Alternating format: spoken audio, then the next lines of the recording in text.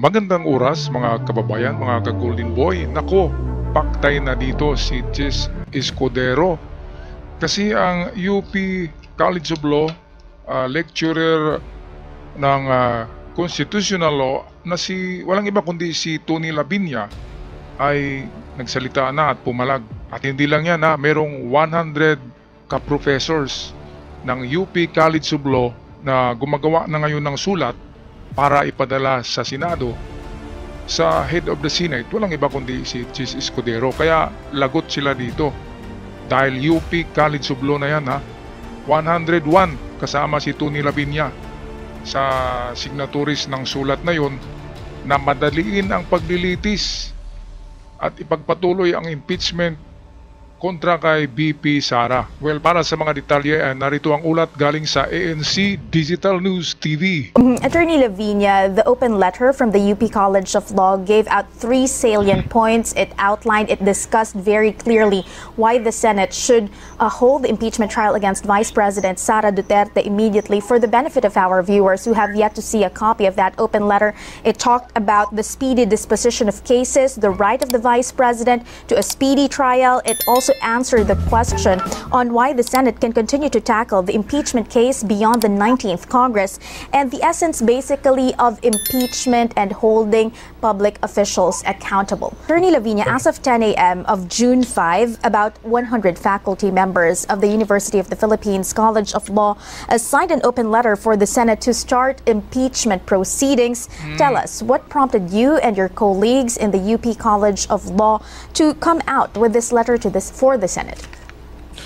This letter was initiated by the Constitutional Law Department of the UP College of Law, led actually by a young, brilliant professor, Paulo Tomase. And it's really motivated by public interest. We are a public law school, and we come out with statements, not too often, but when the Constitution is at stake. And here, clearly, if the Senate does not hold trial, the senators in the 19th Congress and subsequently in the 20th Congress, because we expect the trial to cross over, and that's fine, that's normal for cases like this. When that happens, if they do not hold the trial, they would have failed us. They would have failed the Constitution. Ayan, so ito mga kababayan sa madaling sabi ay sabi ni Tony Labinya, ang respetadong lecturer sa UP College of Law. Sabi niya ay the Constitution is in danger dahil sa ginawa nila Chis Escudero na dalawang beses na inantala, tinigil ang naka-schedule na impeachment trial ni BP Sara. Kaya masisira ang konstitusyon dito Kaya ang UP College of Law, yan kasi kapag taga-UP ka, di ba, ay magaling ka na attorney kapag diyan ka na-graduate. Kasi diyan nga yung nanggaling yung mga matatalinong pag-iisip ng mga lecturer, ng mga professors kagaya nito ni Tony Labinya. At yung nag-signature na 100 plus 1 ay lahat yun ay professors, faculty yun ng college, UP College of Law. Kaya hindi basta-basta ang sulat na ito dahil sa mga attorney ang mga sumusulat nito, galing sa respetadong universidad, ang University of the Philippines. Kaya parang atake pala ito sa konstitusyon natin, parang sinira nila dahil nga mali ang ginawa ni Chis Escudero, sabi dito ni Tony Labinya. Kaya ito, balikan natin pakinggan natin ng mabuti kasi napakagandang magsalita ni Tony Labinya. Talagang sinusunod nila kung ano man ang nasa saligang batas natin. So we thought that it's so important to tell our countrymen and countrywomen that the Constitution is very clear. There is no debate about this. Ayan. There's no debate that in fact a trial must be held. It should have been held right away. Right away. After the articles of impeachment arrived at the Senate. Right Okay, you away. mentioned that the Constitution has been very clear on when an impeachment trial should be held. What do you and your colleagues make out of the Senate's seeming undecisiveness or lack of urgency to convene as an impeachment trial court? It's premature to say that, right? Because they still have a few more days.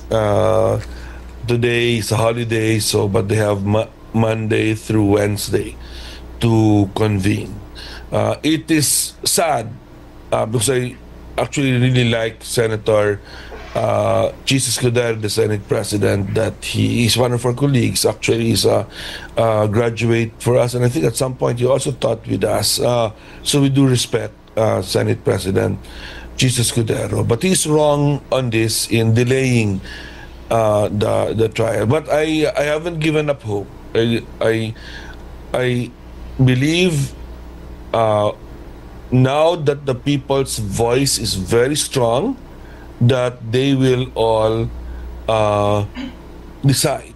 Ayan, so mga kababayan, sabi mismo ni Tony Labinya ay Jesus Escudero is wrong on delaying the impeachment trial. So hindi lang isang beses na wrong dalawang beses na nagiging mali si Chess Escudero. Alam ni Chess yan na mali siya, pero talagang nag-try siya para sa kapakanan ng kanyang career, ng kanyang political career. Kasi gusto niyang, sabi ng marami gusto ni Escudero na manatili sa pagiging Senate President, kaya kailangan niya ng support galing sa Duterte Block.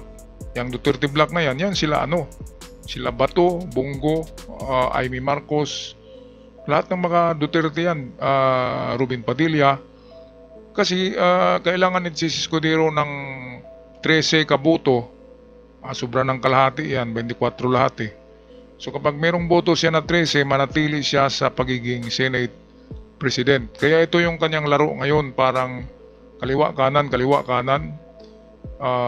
ganyan, matulis siya sa bawat dulo Kaya ito ang kanyang mga moves, which is marami talaga ang umalma. Kahit mga UP professors umalma, hindi lang yan na marami. Pangalawang video gagawin ko mamaya. Meron pang mga umalma na mga respetadong attorney sa Pilipinas na alam ang batas, di ba? Kaya yun ang ating pakinggan, yung talagang marurunong mga professors ng College of Law, yung eskwelahan ng mga attorney. Okay, so mali si Chis Escudero, at ito ipaliwanag din dito ni Tony Labinya na mali din yung ginawa ni Bato de la Rosa na nag-circulate siya ng resolusyon para ibasura ang impeachment. Mali kasi ang mga senador ngayon sa impeachment trial ay mga judge yan. Kung judge ka, dapat di ba? Partial ka lang. Hindi ka kumikiling sa isa. Si Bato, klarong-klaro kumikiling kay kay BP Sara, kaya mali si Bato. At merong punishment daw yan. At according din yan, ang punishment, ang gagawa niyan ay ang kasama ni Bato sa Senado.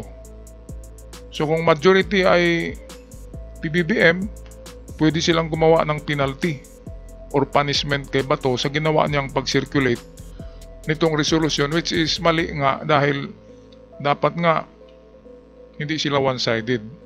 Sa kay Bato ay one-sided talaga Di ba, hinusgahan niya na si Diyan natin makikita ang talino ng tao ay hinusgahan niya na walang kasalanan si BP Sara kahit hindi pa nag-umpisa ang pagpapakita ng mga ebidensya. Di ba? Kapag nasuri, nakita ang ebidensya, diyan ka kukuha ng konklusyon mo na wala ngang kasalanan si BP Sara. Kahapon sinabi ko to na in layman's point of view, sa mga ordinaryong tao, mali ang ginawa ni Bato.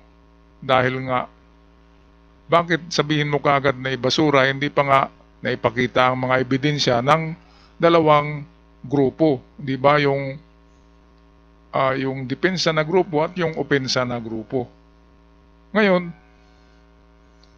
kung nag-isip si Bato, dapat hindi niya ginawa dahil siya nga ay judge, isa sa judge sa impeachment na yan, dahil isa siyang senador. Kapag nag-convene na ang Senado, lahat sila dyan ay mga judge na yan.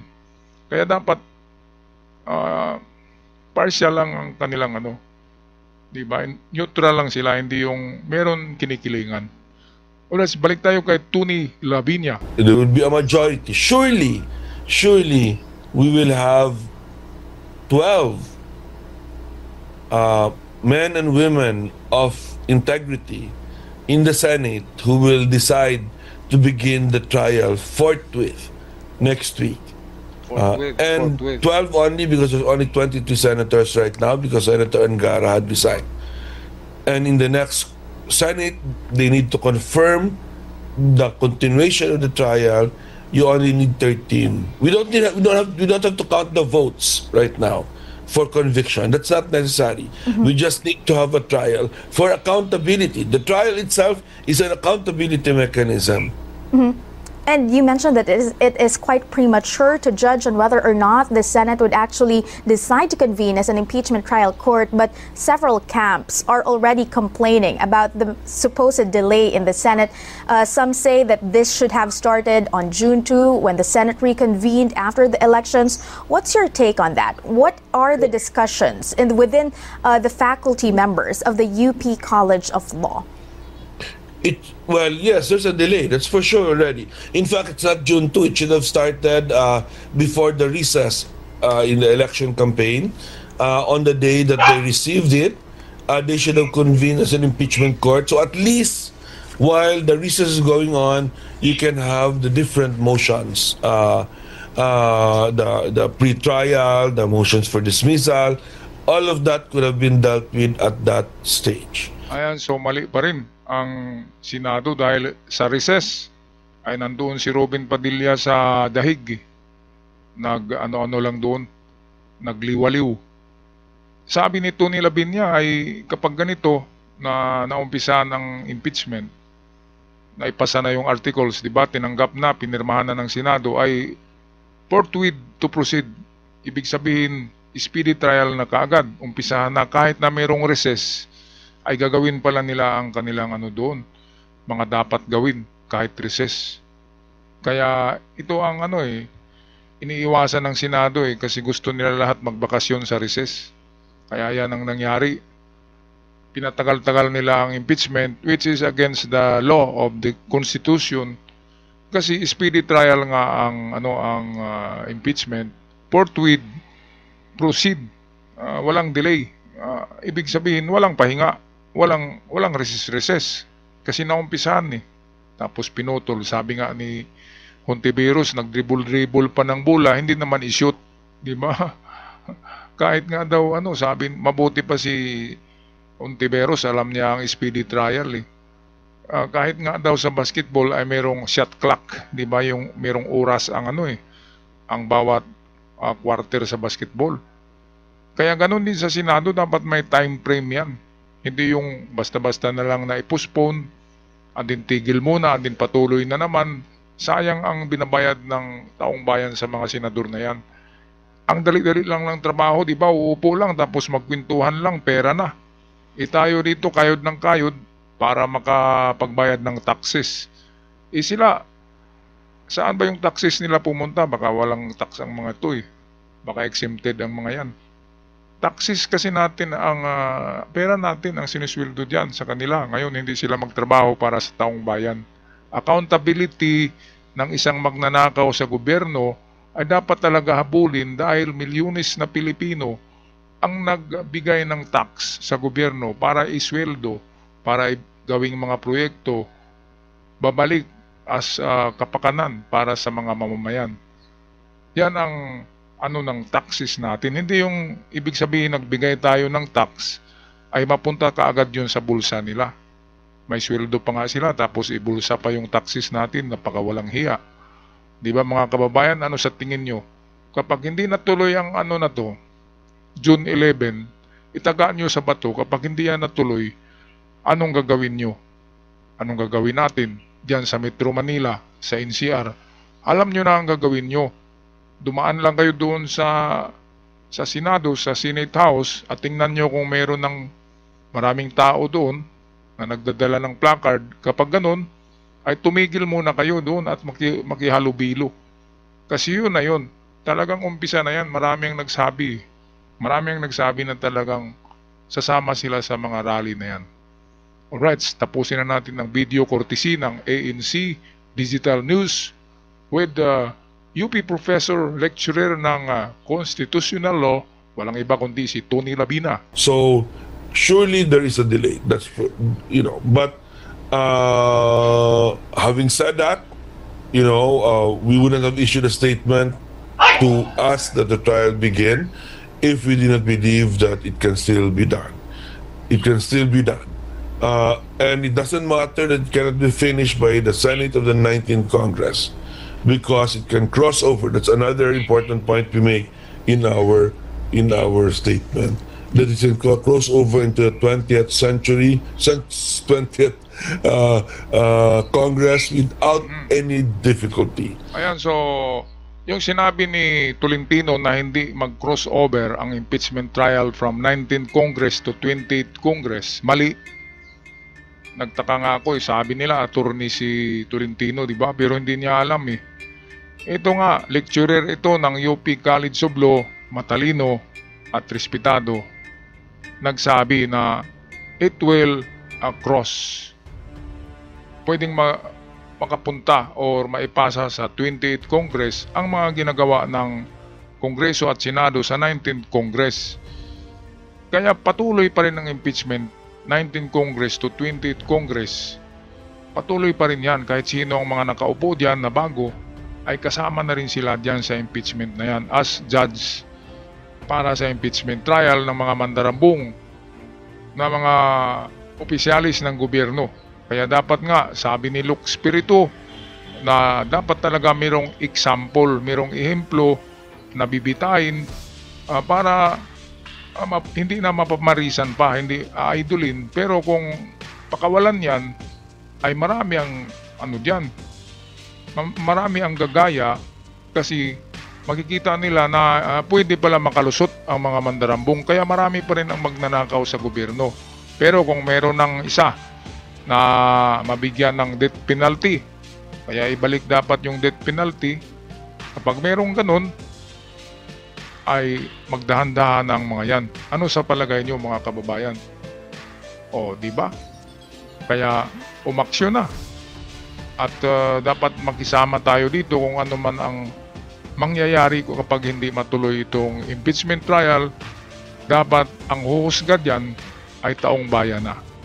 Ang mandato ay galing talaga yan sa taong bayan. Hindi galing sa senador. Hindi galing sa mga lawmakers na yan. Lawmakers at meron ding lawbreakers. Di ba? Ang mga lawmakers na yan, minsan magiging lawbreakers. Katulad ni sino bang lawbreakers dyan? Escudero, Bato de la Rosa, Tolentino, si Bongo hindi pa umaksyon eh.